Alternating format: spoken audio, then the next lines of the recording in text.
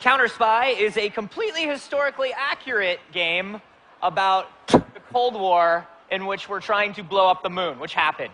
This is a realistic Cold War simulation of blowing up the moon. You know, it's not a realistic depiction of the Cold War, but if you go to your Wikipedia, you will actually find out that in 1958, the U.S. Air Force did, in fact, actually develop a plan to blow up the moon with nuclear weapons. Because we can do that, and so we're going to. Well, in the end, they decided the better PR move was to put a man on there, and I think that all worked out well for us. Gotcha. But for us, you know, CounterSpy, it's kind of such a playful take on, a sort of satirical take on the Cold War, which I know sounds a bit weird, like, oh, the Cold War, so playful, but you know, it's kind of our mix of like classic James Bond mythology, but in our game, you know, the superpowers are the supervillains. They're the guys doing this crazy plan to nuke the moon, and so you as an agent for Counter have to stop them. Gotcha. So we've got some live gameplay going on right now, where we can see how it's going. I love the look of this. It's absolutely beautiful.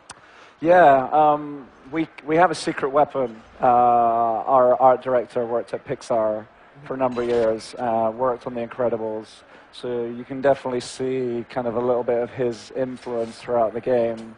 In terms of sort of the game and the world we've created, we like to think of it like, you know, a dose of The Incredibles, a little bit of Bond mixed in with sort of a sprinkling of Dr. Strangelove on top. Yeah, and it also feels, you know, just walking around in these environments, I get a feel of out of this world or another world. Just in terms of that art style a little bit, a little Saul Bass in there. Yeah, I mean, you know, that whole, so in terms of Saul Bass, like that whole era, mid-century, like beautiful graphic design, architecture, there's a lot of stuff there that's sort of like juicy inspiration for Mark, the art director. In terms of games, I mean, everyone on the team's probably got like different side-scrolling games that they loved, but we collectively all love that genre.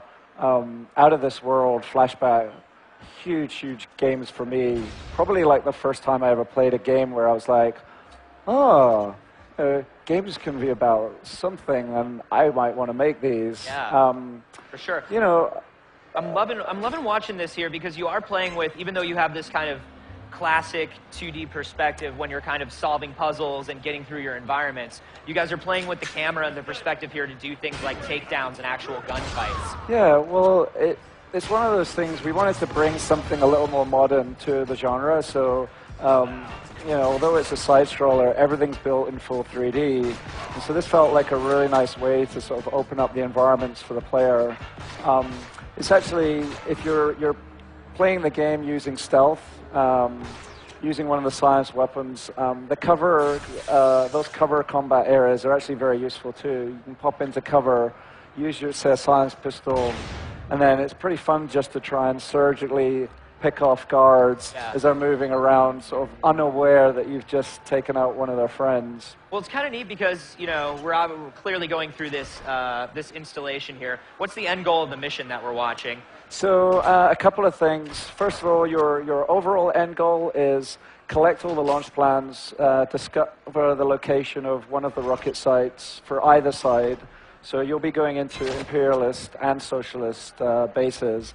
Along the way, you've got this DEFCON level that you see in the middle. Right now it's at 5, which is pretty comfortable. But the more sort of chaos you cause throughout the levels, you'll see that start to go up. You want to try and keep that down and get to the end of the level before they launch.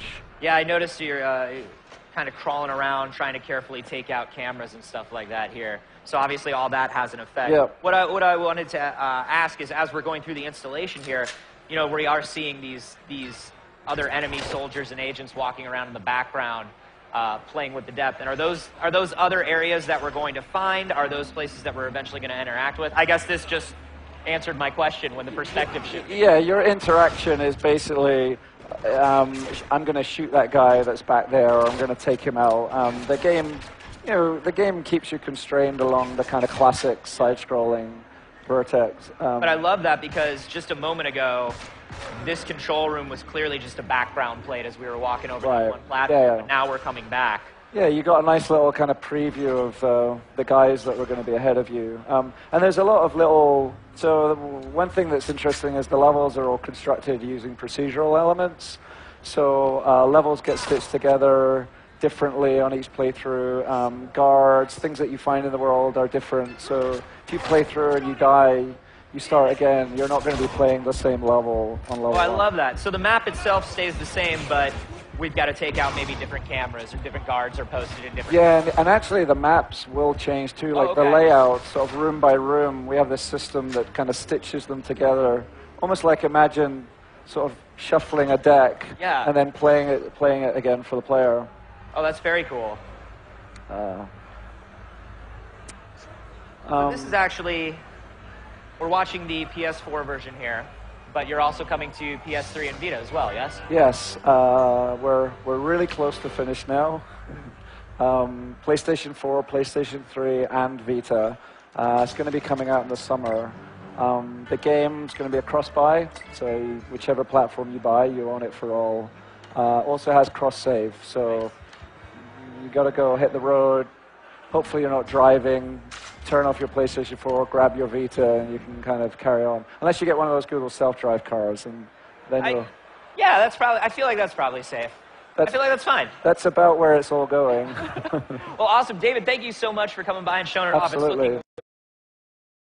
PlayStation